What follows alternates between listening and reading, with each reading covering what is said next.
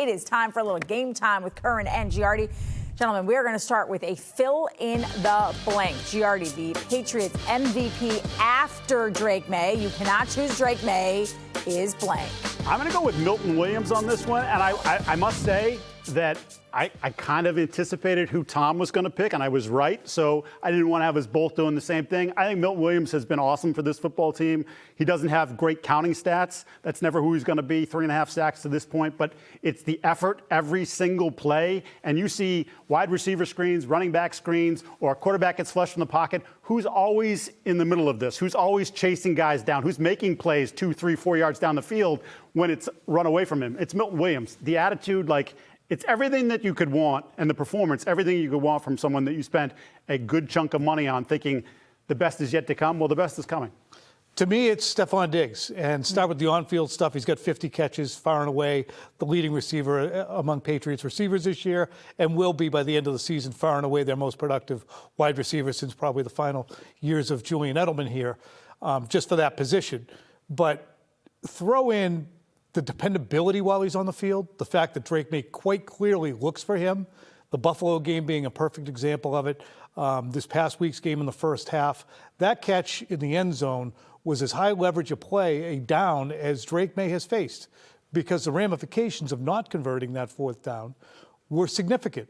They converted it because of a great throw by Maye, but because of really a superhuman professional. Probably only a few guys in the league can make that kind of catch and tap down. And then tack on the influence that he's clearly having on Booty, Williams, Douglas, the locker room in general, because of his star power and the fact that he has come in and been nothing like the worst of us imagined, and exactly what any team would want from a veteran free agent. So I was also going to go with Stefon Diggs, and I'll just tack on this little bit at the end. He's also, I think, because he is still seen as a top wide receiver, he's gotten some attention. So he may not always get, and he hasn't complained about it, he may not always get a ton of targets thrown his way, but that just has a trickle-down effect and opens up other guys. So it's had a domino effect on the rest of the offense. All right, how about the most important Patriot? Again, after Drake Maye, the Patriots gunning right now for a #1 seed in the AFC, a home playoff game, a bye. So who is the most important Patriot, Curran, after Drake Maye for the rest of this season? Take your pick. Not to be redundant, but I'm going to be redundant. I'm going to say Stefon Diggs again. Okay. All right. And the reason for Stefon Diggs is the impact without him means everybody has to move up the chain a little bit and have more on their plate. If I was going to take a secondary guy, so I'm not redundant, I would say Will Campbell, because we don't know what's behind him. Because fortunately for the Patriots, they haven't had to find out. I'm cheating on this one, but Dante Scarnecchia said offensive linemen have to see things through 5 sets of eyes to be one. I'm taking the offensive line in general.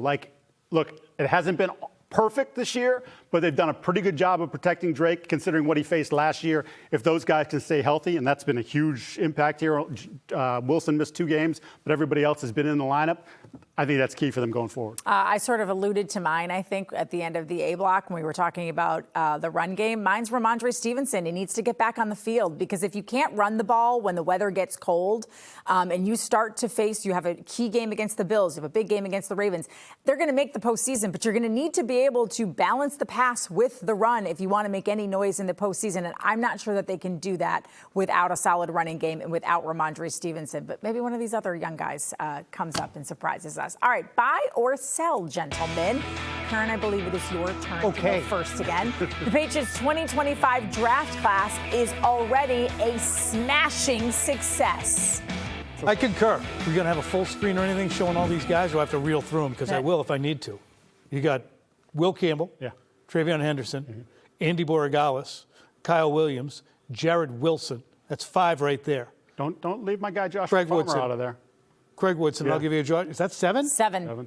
That is 7 guys who actually have an impact. 7 hombres. Yeah. So that's, and it's a drastic impact when you think of Campbell and Wilson and Woodson and Borregales has been really dependable when you look at their numbers compared to everybody else. I think he's got 2 PAT misses and maybe 1 field goal or 2 field goals. All early in the year there. So, I mean, really, he missed. I don't want to jinx the kid. You just totally put the whammy on him. But I'm not going to say it. We all know what I was going to say. We all know where I was going. Does But he ever miss? I think he's been very good for most of the season since the first 2 games. Smashing success, like, all right, whatever. If we're doing it in the moment, yes, absolutely fine. 10 games, like, better than you could expect. You got your left tackle right now. You've got a starting left guard. Henderson's starting to come on now, make impactful plays as a runner. Obviously, Kyle Williams finally has his moment. We'll see if he can build off that. I have my questions, but like that's been good. Farmer's been really good as a rotational piece. And Craig Woodson doesn't come off the damn field. Oh, Julian Ashby. Don't forget Julian Ashby, Mr. Long Snapper. Here. Yeah. Oh. We did have a similar celebration for the 2022 draft class after a Pierre Strong touchdown yes, once. we did. This Look, they got Cole feels a little deeper, They got though, Cole right? Strange. They got Pierre Strong. They got Kevin Harris. Be that as I did like Kevin Harris. You two are historians. This is the most impactful Patriots draft since. When's the last time they've gotten this kind of production from a draft class? It's got to be the Gronk Hernandez draft, right? Yeah, that's 2010. Oh, my God. So that's Devin like McCourty. 15 years ago. Devin, McCourty. That's the first and last name. Yeah, Devin and McCourty. Devin, Rob McCourty. Gronkowski. He was so good. Brandon, He was 2 players. Spikes. Spikes, right? Who was Aaron it? Who was it? Hernandez. Spikes was a useful player for sure. Definitely a useful player. And then before that, the 2009 class with Edelman, Chung, and some other character. But think about that. It's insane. Think about how insane that is. It has taken 15 years for you to be able to recall a draft that has been impactful. It also, and I know we're running out of time, but this does, I think, there were questions about Elliott Wolf and Ryan Cowden and how everybody could work together. And would this? It kind of seems like maybe it's working. It does seem like maybe it's working. I'd still love to know who's pulling the levers Yes. and making the decisions, because Elliott Wolf might have a portion of a slice of pie from this year, but he's got larger slices from the desperately bad seasons prior. Yeah. And it does amuse me ceaselessly that Bill was complaining just a month or 2 ago about people taking responsibilities away from him. It was 15 years of not good drafting, Bill. That's at why best. it helped to have the guy by the name of Tom Brady.